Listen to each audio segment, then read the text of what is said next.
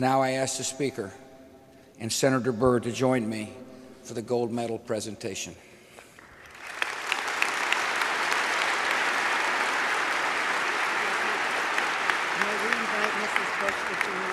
Welcome.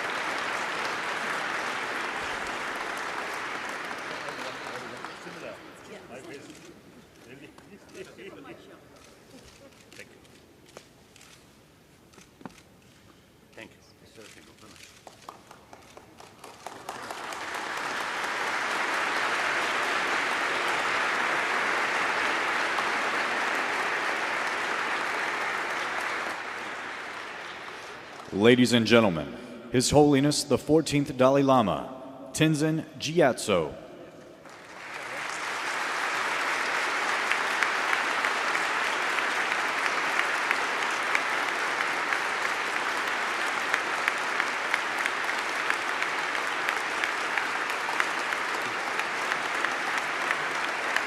So,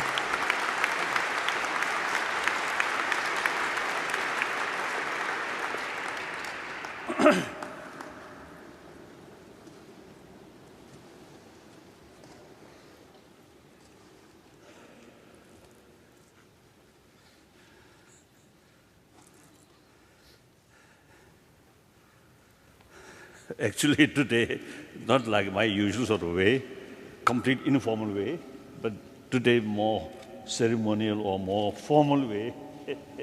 So, a bit difficult.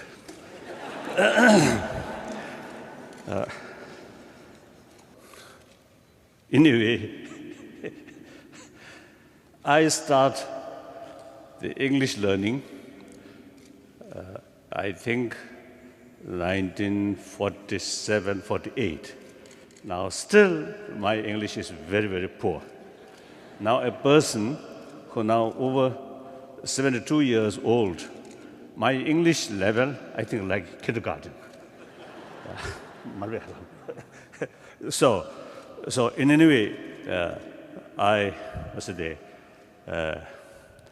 determined to read my sort of statement in English as if something like my English examination in front of dignitaries and scholars.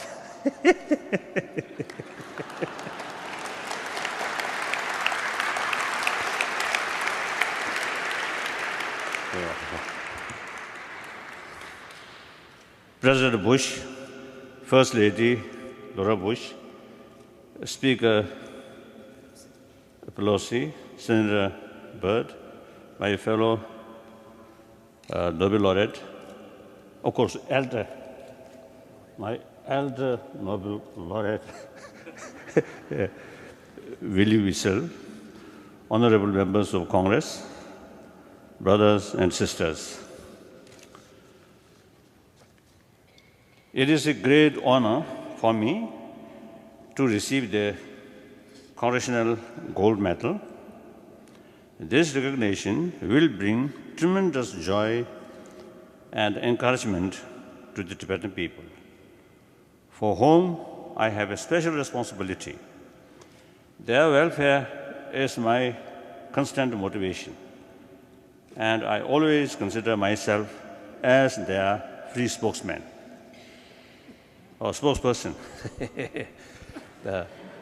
A first mistake. I believe that this award also sends a powerful message to those many individuals who are dedicated to promoting peace, understanding, and harmony. On a personal note, I am deeply touched that this great honor has been given to me, a Buddhist monk, born of a simple family from the remote Amdo region of Tibet. As a child, I grew up under the loving care of my mother, a really wonderful, very compassionate mother, a truly compassionate woman. And after my arrival in Lhasa at the age of 4, all the people around me, my teachers, and even the housekeepers, and also the sweepers, taught me what it means to be kind, honest, and caring. It is such an environment I grew up. Later, my formal education in Buddhist thought exposed me to concepts such as interdependency and the human potential for infinite compassion.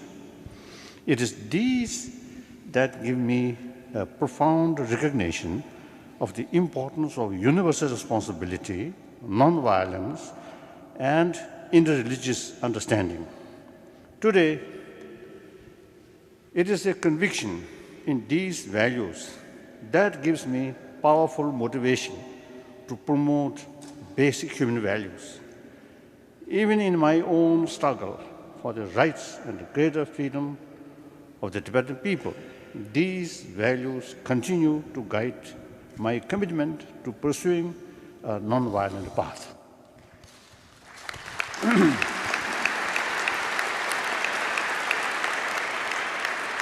I have had the honor to be in this hall once before when I visited your country in 1991.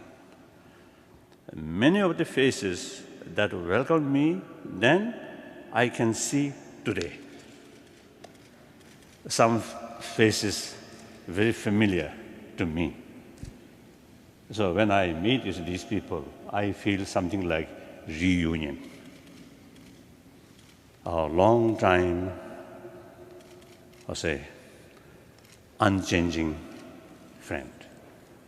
Our friendship is not due to money, not power, but human warm-heartedness. So I very much appreciate.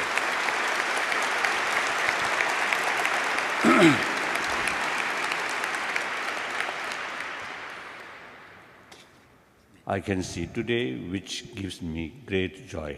Many have retired. Senator Bell, the Shatamabhe, sure about that. And J.C. Helm, I remember there are physical difficulties, but their spirit is so strong. Really, it's a wonderful people. So, many of them retired. And now I also describe as a semi-retired position. So I'm looking forward to a complete retirement.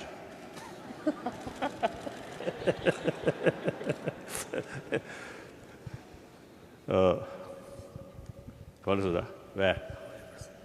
However, I would like, no. Many have retired and some are sadly no longer with us. Of course, the death is our final destination. We have to go that way. Now, as a Buddhist, as a believer, what we can do is only prayer for those people's soul no longer with us.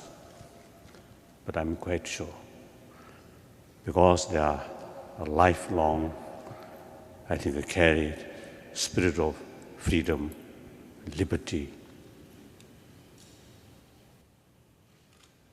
I think maybe as a politician, sometimes maybe little lie here and there, But basically, these people truly stand certain spirit, truth, justice. So I'm sure, you see, these people, because of their good deeds, their lifetime, so certainly when they leave our planet, these virtues certainly help them. So that's my prayer.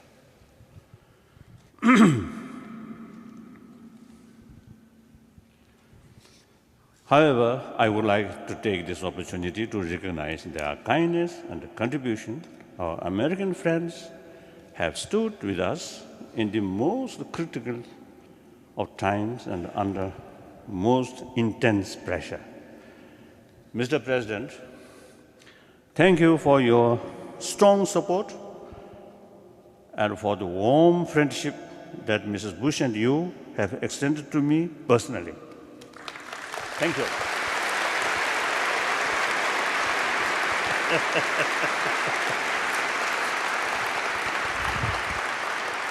I am deeply grateful to you for your sympathy and support for Tibet and your firm stand on religious freedom and the cause of democracy. Then, Madam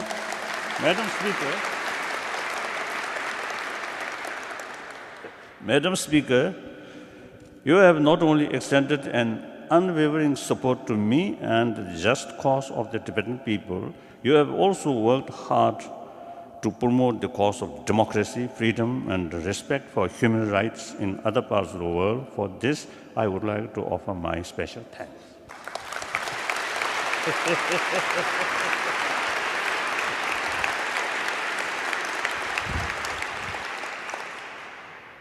The consistency of American support for Tibet has not gone unnoticed in China, where this has caused some tension in the US-China relations.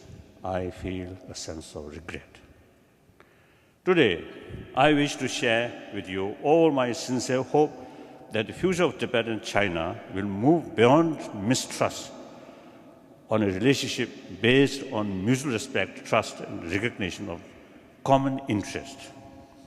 Today, we watch China as it rapidly moves forward.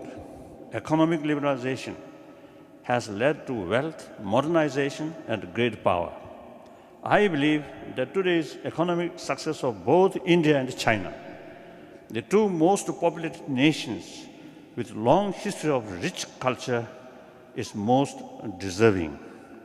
With their newfound status, both of these two countries are poised to play important leading role on the world stage. In order to fulfill this role, I believe it is vital for China to have transparency, rule of law, and freedom of information.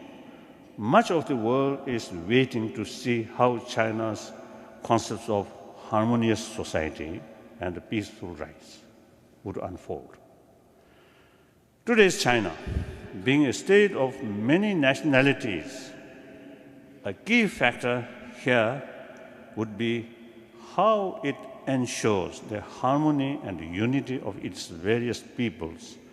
For this, the equality and the rights of these nationalities to maintain their distinct identities are crucial. With respect to my own homeland, Tibet, today many people, both from inside and outside, feel deeply concerned about the consequences of the rapid change taking place. Every year, the Chinese population inside Tibet is increasing at an alarming rate. And if we are to judge by the examples of the population of Lhasa, there is a real danger that the Tibetans will be reduced to an insignificant minority in their own homeland.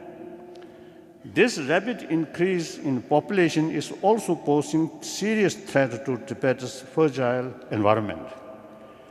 Being the source of many of Asia's great rivers and substantial disturbing rivers any substantial disturbance in Tibet's ecology will impact the lives of hundreds of millions. Furthermore, being situated between India and China, the peaceful resolution of the Tibet problem also has important implications for lasting peace and friendly relation between these two great neighbors. On the future of Tibet, let me take this opportunity to restate categorically that I am not seeking independence. I am seeking a meaningful autonomy for the Tibetan people within the People's Republic of China. If the real concern of the Chinese leadership is the unity and stability of PRC, I have fully addressed their concern. I have chosen to adopt this position because I believe, given the obvious benefits, especially in economic development, this would be in the best interest for the Tibetan people.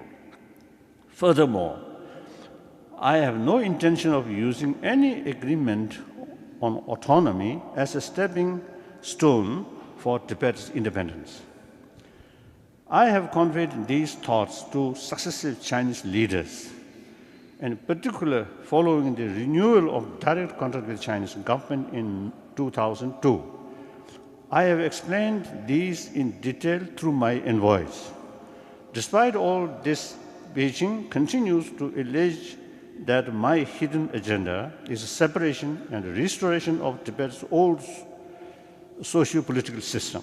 Such a notion is unfounded and untrue. Even in my youth, when I was compelled to take on the full responsibility of the governance, I began to initiate fundamental changes in Tibet. Unfortunately, these were interrupted because of the political upheavals that took place. Nevertheless, following our arrival in India as refugees, we have democratized our political systems and adopted a democratic charter that sets guidelines for our exile administration. Even our political leadership is now directly chosen by the people on a 5-year term basis. Moreover, we have been able to preserve and practice most of the important aspects of our culture and spirituality in exile. This is due to largely to the kinds of Indian government and its people. Another major concern of the Chinese government is its lack of legitimacy in Tibet. While I cannot rewrite the past, mutually agreeable solution could bring legitimacy. And I am certainly prepared to use my position and influence among the Tibetan people to bring consensus on this question. So I would also like to restate here that I have no hidden agenda.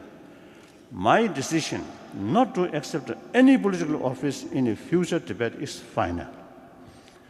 The Chinese authorities assert that I harbor hostility towards China and that I actively seek to undermine China's welfare. Sometimes Chinese accuse us that we are instrument of Western anti-Chinese forces. I don't think. Here, our supporters are also good friends of China.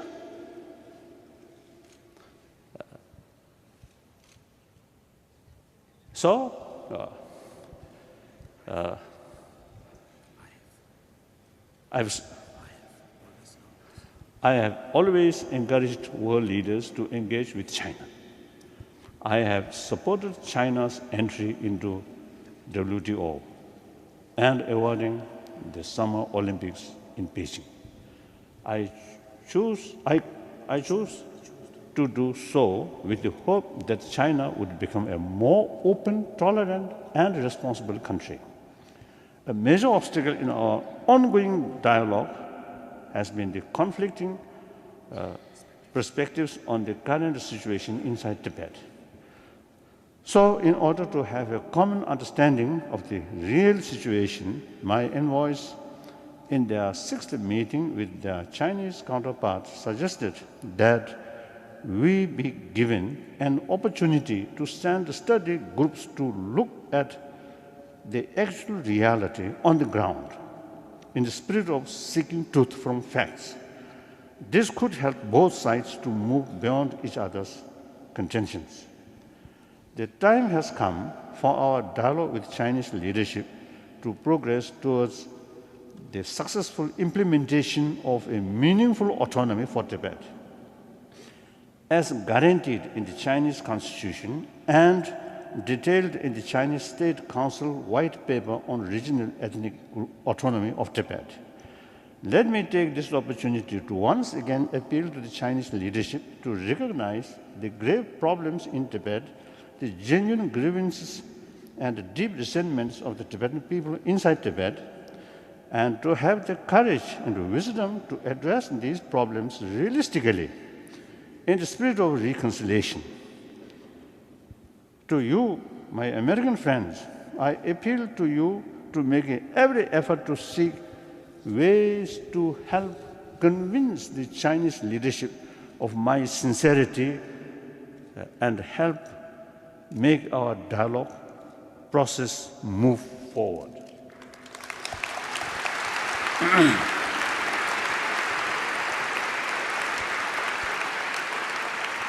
Since you have recognized my efforts to promote peace, understanding, and nonviolence, I would like to respectfully share a few related thoughts. I believe this is precisely the time that the United States must increase its support to those efforts that help bring greater peace and understanding, the harmony between peoples and cultures. As a champion of democracy and freedom, you must continue to ensure the success of those endeavors aimed at safeguarding basic human rights in the world. Another area where we need US leadership is environment. As we all know, today our Earth is definitely warming up, and many scientists tell us that our own action is to a large part responsible. So each one of us must, in whatever way we can, use our talents and resources to make a difference so that we can pass on to our future generation a planet that is at least safe to live on. Many of the world's problems are ultimately rooted in inequality and injustice, whether economic, political, or social. Ultimately, this is a question of the well-being of all of us. Whether it is the suffering of poverty in one part of the world, or whether it is a denial of freedom and basic human rights in another part, we should never perceive these events in total isolation. Eventually, their repercussions will be felt everywhere. I would like to appeal to you to take a leadership role in an effective international action in addressing these problems, including the huge economic imbalance. I believe the time has now come to address all these global issues from the perspective of the oneness of humanity and from a profound understanding of the deeply interconnected nature of our today's world.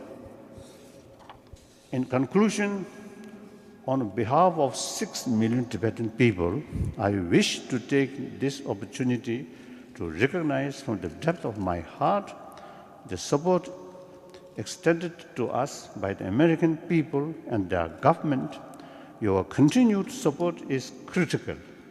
I thank you once again for the high honor that you have bestowed on me today. Thank you very much.